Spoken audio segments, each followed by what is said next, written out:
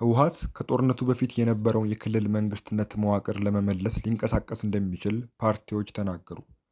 በኢትዮጵያ ብሔራዊ ምርጫ ቦርድ ተሰርዞ ህጋዊ ሰውነቱን ያጣው የህዝባዊ ወያኔ ሓርነት ትግራይ ወይም ህወሓት ማዕከላዊ ኮሚቴ የክልሉን ወቅታዊ ጉዳዮች አስመልክቶ ያደረገው የአክሱም ስብሰባ በትግራይ ውስጥ ያለውን የፖለቲካ መከፋፈልና የዳግም ጦርነት ስጋት እንዳባባሰውና ድርጅቱ የክልሉን ጊዜ አስተዳደር ውድቅ በማድረግ ከጦርነቱ በፊት የነበረውን የመንግስትነት መዋቅር ለመመለስ ሊንቀሳቀስ እንደሚችል የሚጠቁሙ ምልክቶች እየታዩ መሆኑን የክልሉ ፖለቲከኞች ገልጸዋል።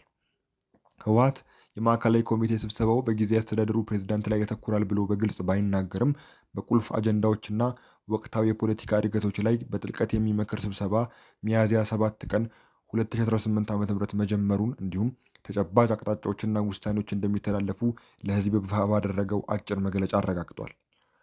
ሪፖርተር ጋዜጣ ያነጋገራቸው በክልሉ የሚንቀሳቀሱ የፖለቲካ ፓርቲዎች አመራሮች በበኩላቸው ህወሓት ሚያዝያ 7 ቀን 2018 ዓ.ም የጀመረው ይህ ስብሰባ የጊዜ አስተዳደሩ ፕሬዝዳንት ሌተናል ጄኔራል ታደሰ ወረደ የስልጣን ዘመን መራዘምን ተከትሎ በተፈጠረው አለመግባባት ላይ ያተኩራል ተብሎ ይጠበቃል ብለዋል። ጉዳዩ በህወሓትና አሁን ባለው የክልሉ አመራር መካከል ያለውን ሰፊ ልዩነት መሆኑን ያሳየና ፕሬዝዳንቱ በበኩላቸው የስልጣን ዘመን መራዘሙን አስመልክቶ በክልሉ ውስጥ የሚነሱ ተቃውሞዎችን አልቀበልም ማለት መብት በመሆኑ ምንም ማድረግ አልችልም ብለው ሆኖም ሹመቱን ግን አልቀበልም ማለት እንደማይችሉ በመግለጽ እንዲህ አይነቱን ውሳኔ የልጅ ስራ ሲሉ አመራሮቹ ተናግረዋል።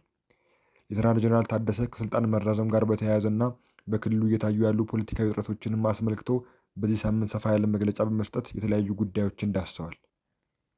የጊዜ አስተዳደሩ ፕሬዝዳንት ምላሾችንና የህወሓት ስብሰባ መቀመጡን ይፋ ማድረጉን ተከትሎ ሊሰጡ ስለሚችሉ ውሳኔዎች እንዲሁም የጊዜ አስተዳደሩ እጣ ፈንታ ምን ሊሆን ይችላል በሚሉት ጉዳዮች ዙሪያ በክልሉ የሚንቀሳቀሱ ፓርቲዎች የተለያዩ ሀሳቦችን ሰጥተዋል። የብሔራዊ ባይቶ አባይ ትግራይ ወይም ባይቶና ፓርቲ ምክትል ሊቀመንበር አቶ ዮሴፍ ብርሀ በሰጡት ማብራሪያ ከጦርነቱ በፊት የነበረውን የቀድሞ ክልላዊ መንግስት ወደ ስልጣን የመመለስና በስራ ላይ ያለውን ጊዜ አስተዳደር እንዲፈርስ የማድረግ ፍላጎት ከህወሓት በኩል መኖሩን ጠቅሰዋል። እንደ አቶ ዮሴፍ ገለጻ ህወሓት ከዚህ በኋላ በሚኖሩት ውሳኔዎች የፕሬዝዳንቱን ሹመት አንቀበልም በማለት የቀድሞውን መንግስት የመመለስ ስራዎችን ሊጀምር እንደሚችል ገልጸዋል። ከፌዴራሉ መንግስት ጋር ያለውን የፕሬዝዳንቱ ስልጣን መራዘም ላይ ያጠነጠነው ውጥረት ለማርገብ ሲባል ግን የክልሉ መንግስትን የመመለስ ጥያቄው በታችኛው እርከን ላይ ካሉት የዞንና የወረዳ ምክር ቤቶች እንደመጣ የማስመሰል ጥረቶችን ሊያደርግ ይችላልም ብለዋል። የባይቶና ምክትል ሊቀመንበሩ በማብራሪያቸው ከዚህ ቀደምም በትግራይ ማዕከላዊ ዞን የሚገኙ 3 የወረዳ ምክር ቤቶች ጊዜያዊ አስተዳደሩ ይፍረስ፣ የቀድሞ የክልላዊ መንግስት ስርዓት ይመለስ የሚል መግለጫ አውጥተው እንደነበርም ገልጸው ይህ የተደረገውም ከህወሓት በኩል ተልዕኮ ተሰጥቷቸው ነው ሲሉ ተናግረዋል።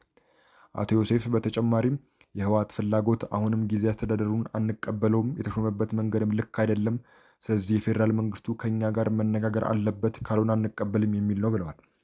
ህወሓት በአክሱም ስብሰባው ሊደርስባቸው ይችላሉ የሚሏቸውን ውሳኔዎች በተመለከተ ሲያብራሩ እዚህ ላይ ያደርጋሉ ብዬ የማስበው በቀጥታ በሚያወጡት መግለጫ ሊነኳቸው የሚችሏቸው 2 ነገሮች አሉ።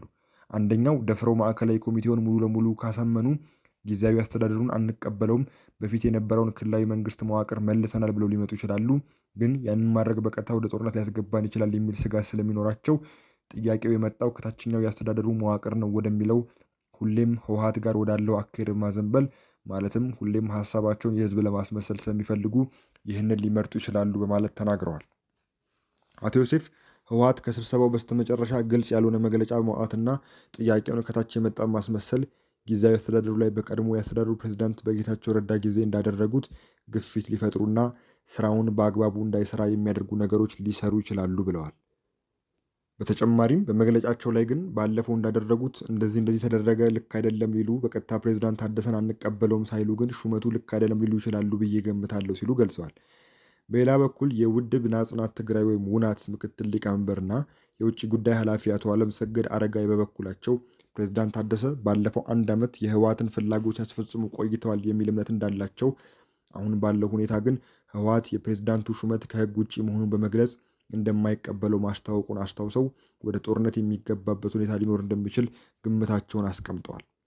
አቶ አለምሰገድ ምንም እንኳን ወደ ጦርነት የሚያስገቡ በርካታ ምክንያቶች ቢኖሩም ክልሉ ሌላ ዙር ጦርነት የሚሸከምበት ጫንቃ የለውም ብለው ህወሓት ፕሬዝዳንቱን አልቀበልም ካለ ከፌዴራሉ መንግስት ጋር ጥኑ ግንኙነት ይኖራል ብለው እንደማያስቡ ግን ገልጸዋል። በህወሓትና በጊዜ አስተዳደሩ ፕሬዝዳንት መካከል የተጋጋለ የመጣው ውዝግብ የተባባሰው የጠቅላይ ሚኒስትር ጽህፈት ቤት መጋቢት 30 ቀን 2018 ዓ.ም የሌተናል ጄኔራል ታደሰ ወረደ የስልጣን ዘመን ለተጨማሪ 1 ዓመት መራዘሙን ካስታወቀ በኋላ መሆኑን ሪፖርቶች ይጠቁማሉ። የስልጣን ዘመን መራዘሙን ተከትሎ ህወሓት ይህ ውሳኔ የፕሪቶሪያውን ስምምነት ይጥሳል በማለት ውድቅ ማድረጉም ይታወሳል።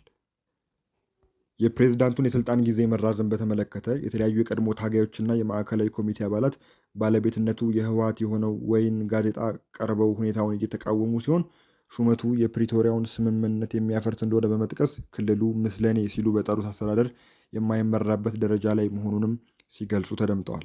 አባላቱ ስምምነቱን ጥሶ አመራር መሾም ሰላም እንዳለመፈለግ ይቆጠራል ያሉ ሲሆን አያይዘውም የቀደመውን መንግስት መመለስ ክልሉን ወደ ቀደመው ቁመና ለመመለስ እንደሚያግዝ ሲገልጹ ቆይተዋል።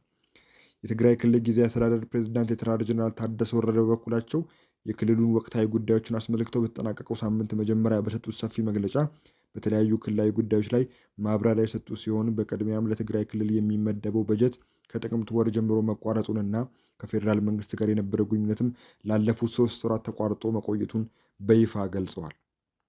ሌተናል ጄኔራል ታደሰ በማብራሪያቸው የአማራና የትግራይ ክልል በሚወዛገቡበት በጸለምታ አካባቢ ከተፈጠረው ሁኔታ በኋላ ውጥረቱን ለማርገብ ስምምነት ላይ ተደርሶ የነበረ ቢሆንም ከዚያ በኋላ ለ3 ወራት ያህል ከፌዴራል መንግስት ጋር ምንም አይነት ግንኙነት እንዳልነበረ ጠቅሰው ሆኖም ግንኙነቱ በቢሮዎችና በሚኒስቴር መስሪያ ቤቶች ደረጃ ብቻ ቀጥሎ ነበር ሲሉ ተናግረዋል። የፕሬዝዳንቱ የስልጣን ዘመን መራዘም ላይ የሚነሱ ተቃውሞዎችን በተመለከተ ምላሽ ሰጥተዋል።